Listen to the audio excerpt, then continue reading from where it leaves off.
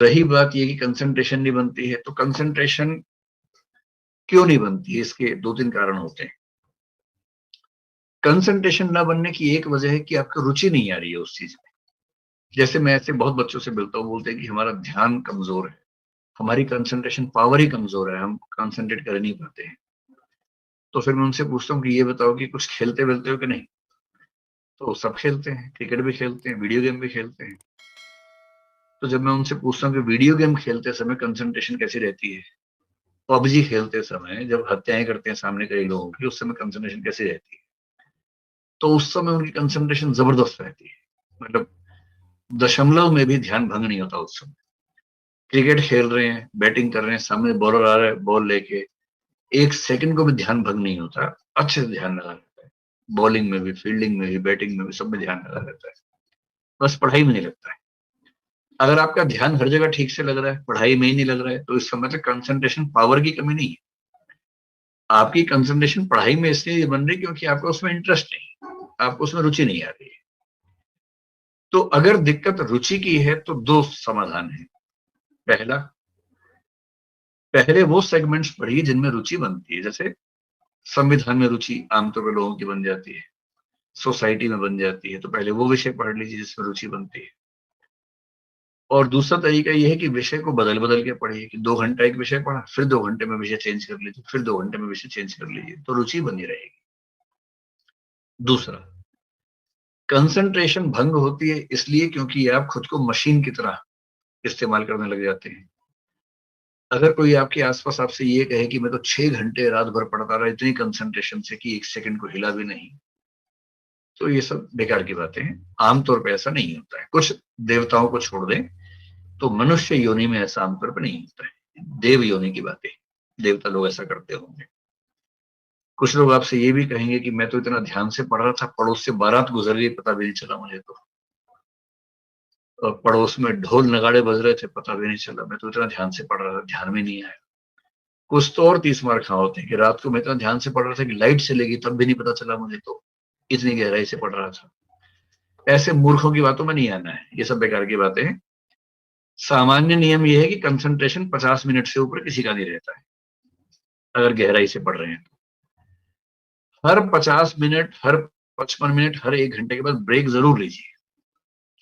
1 घंटा पढ़िए, ब्रेक लीजिए। जैसे मैं तो, मेरी कंसंट्रेशन ठीक ठाक है, बहुत बुरी नहीं है। मेरी मेमोरी भी ठीक ठाक है, बुरी नहीं है। मैं आज भी पढ़ता हूँ आपको, मतलब मैं चैलेंज कर सकता हूँ कि मैं आज भी लगभग आप सबसे ज्यादा ही पढ़ता हूँ। क्योंकि मैं जिस दिन 8-9 घंटे ना पढ़ लूँ तो मुझे लगता है कि मेरा पूरा दिन खराब हो गया। मुझे पढ़ने का इतना शौक है, मुझे एग्जाम नहीं देना है, मुझे पढ़ने का शौक है, इसलिए पढ़ता हूँ। मुझे आज तक याद नहीं है कि मैंने कभी आधा घंटा भी लगातार पढ़ाई की। डूब के पढ़ता हूँ, लेकिन जैसे ही आधा घंटा खत्म होता है मुझे ब्रेक चाहिए, कम से कम 2 मिनट का। ब्रेक का मतलब क्या, उठ गए, पानी पी लिया, ऐसे ही घर में कोई बच्चा है तो उसी को थोड़ा छेड़ लिया, थोड़ा चोटी काट दी उसको, थोड़ा मजाक कर लिया, कुछ कर लिया, और कुछ नहीं तो फोन में एक वीडियो गेम खेल ली। मैं भी एक वीडियो गेम सिंपल से खेलता रहता हूँ, जिससे मेरा टाइम वो 2 मिनट में खत्म हो जाती है। वो पूल एक गेम होती है, वो खेलता हूँ।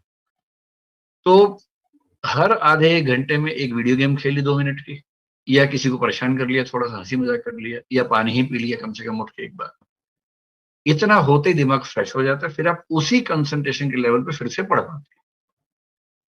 तो आप में से जो 6 घंटे लगातार पढ़ते हैं वो दरअसल पढ़ते नहीं है, केवल टाइम गुजार रहे हैं। ऐसा मत कीजिए। 1 घंटा मैक्सिमम पढ़िए, विषय बदल बदल के पढ़िए, बीच बीच में हंसी मजाक करते रहिए, और कुछ नहीं, व्हाट्सएप का एक आध मैसेज बीच में देख लीजिए आधे पौने घंटे बाद, तो पढ़ाई ठीक से होगी। कंसंट्रेशन कमजोर होने की तीसरी वजह ये होती है कि आप किसी उधेड़ बुन में हैं, कोई स्ट्रेस है। आप पढ़ाई कर रहे हैं लेकिन चिंता है कि मैसेज क्यों नहीं आया उसका, अब तक आ जाना चाहिए था, चिंता ये उस समय हो रही है। या चिंता ये है कि माँ की तबीयत कैसी है, बाबूजी को तनाव तो नहीं है। अगर ऐसा कोई तनाव है तो पहले पढ़ाई छोड़ के उसको निपटा लीजिए मामले को। अगर तनाव है कि माँ की तबीयत कैसी है तो माँ को फोन ही कर लीजिए। बाबूजी तनाव में हो तो बाबूजी को फोन करके बात ही कर लीजिए अच्छे तरीके से। किसी का मैसेज नहीं आ रहा है तो इतना ईगो मत रखिए, मैसेज करके पूछ ही लीजिए भाई मैसेज क्यों नहीं आया। फिर मैसेज आ जाएगा, निश्चिंत होकर फिर पढ़ाई कर लीजिए उसके बाद। क्योंकि आपकी उम्र में तनाव भी तो बहुत सारे रहते हैं ना, इतने सारे तनावों को झेलते हुए पढ़ाई करनी होती है। तो अगर कोई ऐसा डिस्ट्रैक्शन है किसी वजह से कि वो क्या सोच रहा होगा, वो क्या कर रही होगी, बाबूजी क्या कर रहे होंगे, तो पहले उसको निपटा लीजिए, फिर पढ़ने बैठिए। तो कोई एक्सटर्नल सोर्स ऑफ डेविएशन अगर है जिसकी वजह से कंसंट्रेशन नहीं, उसको खत्म कीजिए। तो ठीक है, कंसंट्रेशन भी एक ऐसी चीज है जो अभ्यास से आती जाती है। शुरू में कम होगा, धीरे धीरे बढ़ेगा, बढ़ते बढ़ते फिर एक लेवल ऐसा आता है जहां आपको कभी कभी सच में 1 घंटा 1.5 घंटा एहसास ही नहीं होगा कितना टाइम निकल गया। कभी कभी ऐसा होने लगेगा। और जिस दिन आपको ऐसा होने लग जाए ना कि खेल वाला ध्यान, जो मेडिटेशन के लेवल खेलने में आता है, विवेकानंद जी ने कहा था कि ध्यान करने का सबसे बढ़िया तरीका है खेलो। पूरी चेतना एकाग्र होती है खेलने के समय। आप पाएंगे कि एक समय के बाद पढ़ने में भी लगभग उस लेवल का कंसंट्रेशन बनने लगेगा, लेकिन टाइम लगता है। थोड़ा अभ्यास कीजिए, मेहनत कीजिए, हो जाएगा। एक अतिरिक्त उपाय कुछ लोग ये कहते हैं, कंसंट्रेशन बढ़ाने के लिए कुछ दवाइयां आती है, जड़ी बूटियां, चाहे तो उनका सेवन कर लीजिए और चाहे तो मेडिटेशन का अभ्यास कर लीजिए।